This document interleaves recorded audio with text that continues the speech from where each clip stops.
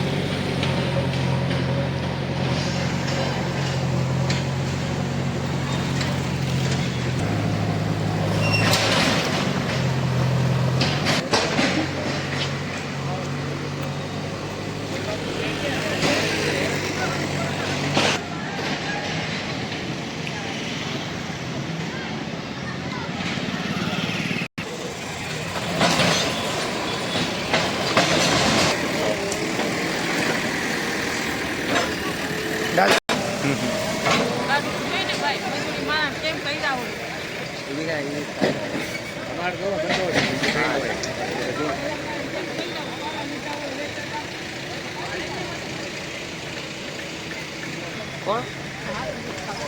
Hello.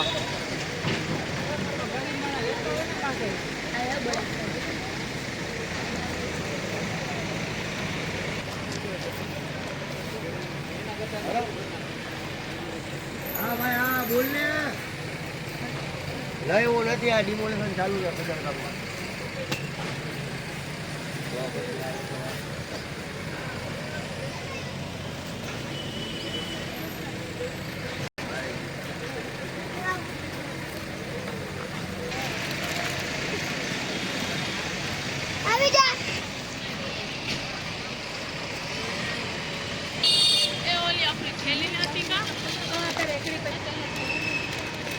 Honda કોણ લઈ ગયા? મમુડા લઈ ગયા?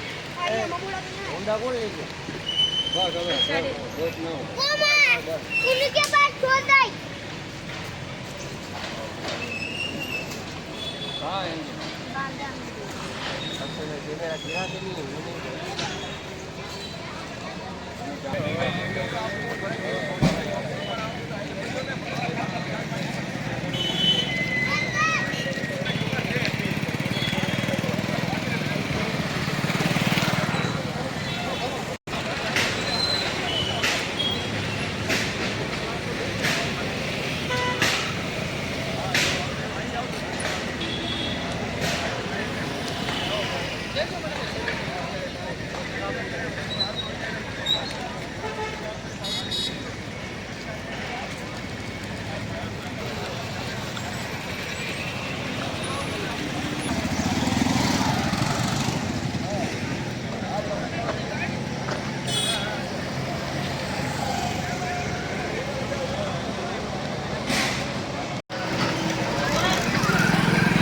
હાલો તો સેજ આ બાજુ આવી લાવો.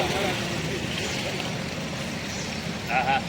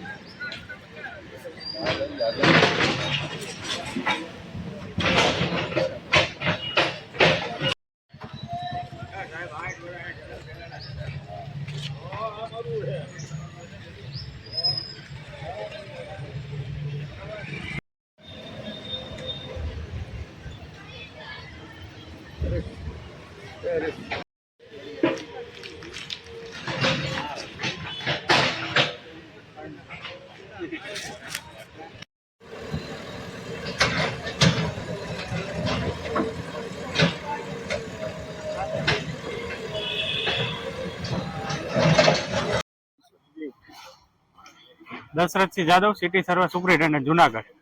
આજ રોજ સરદાર બાગમાં આવેલા અલગ અલગ 16 જેટલા આસામીઓના કાચા પક્કા મકાન દૂર કરવાનું આયોજન કરવામાં આવેલ, જેમાં મામલતદાર શ્રી જુનાગઢ શહેરની ટીમ, પીજીવીસીએલની ટીમ તેમજ કોર્પોરેશન જુનાગઢની ટીમ દ્વારા સંકલિત કાર્યવાહી હાથ ધરવામાં આવેલ છે. આ દબાણધારકોને 6 મહિના પહેલા જ નોટિસો આપવામાં આવેલી, પૂરતો સમય આપવામાં આવેલો. ત્યારબાદ કાયદેસરની કાર્યવાહી અનુસરીને જ તમામ દબાણદારોને પૂરતો સમય આપ્યા બાદ આ દબાણ દૂર કરવામાં આવેલ છે. અંદાજે 630 ચોરસ મીટર જેટલી જગ્યા કે જેની બજાર કિંમત 1,27,00,000 રૂપિયા જેટલી થાય છે, એ તમામ જમીનો આજ રોજ ખુલ્લી કરવામાં આવશે.